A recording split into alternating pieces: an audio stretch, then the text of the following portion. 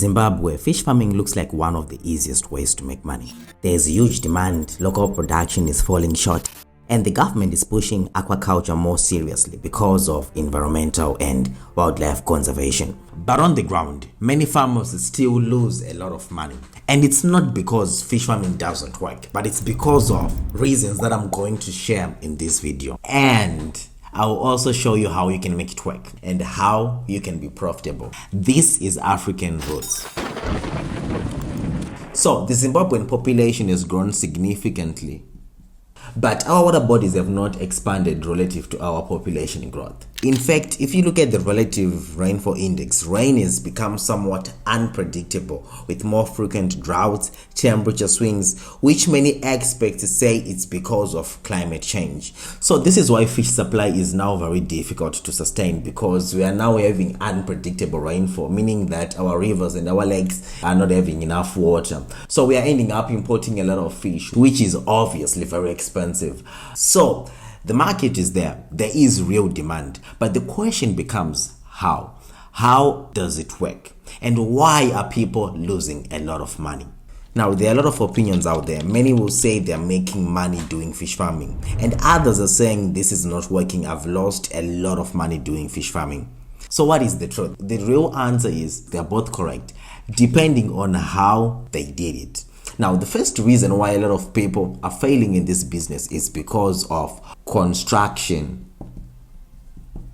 So we're talking about the pond design, size, depth, and even the location of where you are going to do this business or this project. Because you see, not having the right pond design means if it's too small, waste is going to build up more quickly, which is going to affect water quality, which also means that there's a high potential for diseases that are also going to spread way much faster because your pond is really small. It also means that there's going to be more competition for food, which means slow growth. And if it's too big again, it means it's going to be very expensive to maintain. And you're also going to waste a lot of feed. So basically, having the wrong pond size means that you're going to have poor profit margins, you're going to have poor harvest, you're going to have poor growth rate, you're going to have high chances of having diseases and many complications, simply because you have the wrong pond size. And this is why some people lose money in this business, because they have the wrong pond size, pond design, all of those things. And location is also very important, because you need to understand that for fish, they strive in certain conditions. They prefer warm conditions. So if you do your project in a very cold region or a cold seasons, they're going to have slow growth cycles. They're going to waste money because you need to heat up the water. And again, if you do this project in really hot seasons or hot regions, it means that you're going to have high risk of having diseases, and you're also going to struggle with water aeration. Your fish are going to be stressed more, which is going to affect their growth rate, which is going to affect your profit margins. So you need to balance that up. So as you can appreciate, if you're going to do this business, it means that you need to really have the right kind of knowledge. Otherwise, you're going to lose a lot of money. And some people somehow have this perception that we just have to hire some people and get manager this whole business or a project.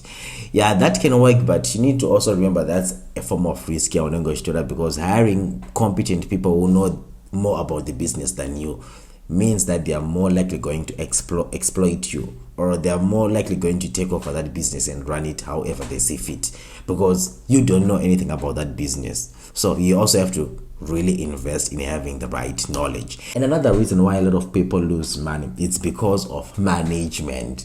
You need to have the proper structures. That means you need to have a proper feeding plan. Feed is your biggest cost. Poor quality feed is going to cost you way more. Sometimes I hear people saying fish farming is really easy, you just have to feed those fish with anything that they consume. It's like, no, if you really want to have good harvest, you need to feed them the right kind of feed. Think of it this way: if you're doing bodybuilding, there's a certain type of food you should eat that is going to really help you get the body you want. That is the same thing in fish farming. You need to feed them the right kind of food. High quality food is going to give you the best results. It's not all types of feed. You need to have the right kind of feed if you really want to see this through. And you also need to have test kits to check your water quality, your pH levels, your oxygen levels, and your water temperatures, because these things are very important. You need to have my diffusion pumps for aeration, especially if it's hot season or if it's at night, because you need to remember, if it's really hot or at night, the oxygen levels in water, they are really low. So you need oxygen pumps or diffusion pumps. There's also stock density. You need to make sure that your fish, they're not overcrowded. And you also need to have the quality stock. That means you need to have the right kind of fingerlings. If you have poor genetics, it means that even if you control every variable, you give them the best feed, if the genetics is really bad, it means that they're going to have slow growth. They're just going to be difficult to handle, and they're going to end up with poor harvest. So your genetics are very important when you're doing this business. That means you need to have a bit of knowledge. If you are getting into this business, you need to go and talk to professionals. You need to find people who are really successful in this business, learn from them, see how you can identify great genetics and buy from those people, rather than just doing whatever you think is going to work. So management is a big deal. So you need to invest in the right kind of knowledge. You need to go kuma training camps and farmers go and learn from those people, especially successful ones. That is how you can also be successful. And then the third and final reason why a lot of people fail is marketing. Marketing is one of the most important things in any business, because you need to know how to market your product.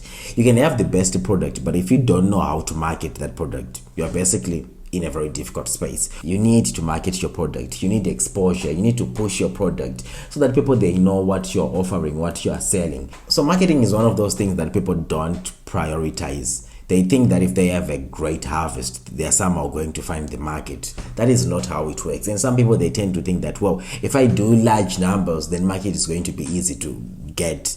No, it doesn't work that way. I would actually say that marketing is very essential for any business. You need to really push your product. You need exposure. You need to know how to market your product so that people become aware of what you have, what you're selling. It's your responsibility to find the market. You need to actively market your products. You need exposure. You need to find people. You need to find those supermarkets, everything. You need to know that. And you also need to understand how the market moves. To know that in summer, fish is really cheap. In winter, it's very expensive. You need to understand the market dynamics. You don't just focus on one side of things and ignore the other.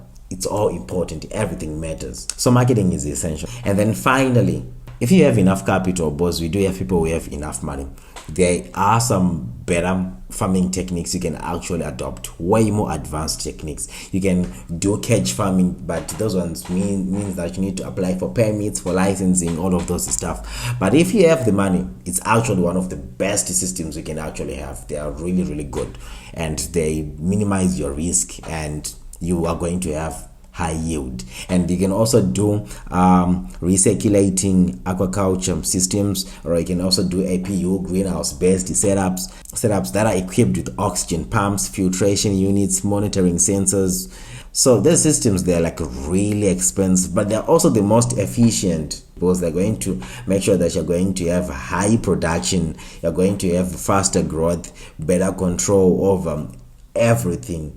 But they need money. You need to have the money. You need to have the money. So a lot of people don't end up doing that. There's the systems, because it's really capital intensive. But it's not a big deal, because if you look at the fish farming market, 85% of the producers, they don't do this. They actually do earth ponds. So doing earth pond, it's not a bad thing. It's actually the most normal thing a lot of farmers do. So if you're starting, you don't need to start with the huge capital intensive project. Just start small, learn more about the business, understand how it all works. As you are scaling up, you're also scaling up in your knowledge, in your experience, in your market, and then you can get to those levels. But you don't need to just start with those huge systems. And lastly, you need to also know how to calculate your profitability. You need to remember that feeding is the most expensive part of this business. You need to remember that you need to have test kits. They are really cheap. You can buy many in China. You also need to buy medication, transportation, electricity, maintenance. All of those things, they are part of your operating cost. And remember, buying those dam liners, they also have a lifespan depending on how many microns you have. Some will last 2 to 3 years, some will last 5 years, and depending on how many cycles you are going to have in a year, you need to understand how much is each cycle. You need to know how much each cycle costs you. So in summary, fish farming is not a get rich quick scheme. You need real knowledge. You need to understand what you're getting yourself into. You need practical experience. You need to invest time, energy, and resources into this business. You need to be dedicated. Failing, and a lot of people are failing in this business because they simply miss the basic things. My advice, if you're going to get into this business, start small, learn about the business, scale slowly. You don't need to rush. All right, see you in the next one. Cheers.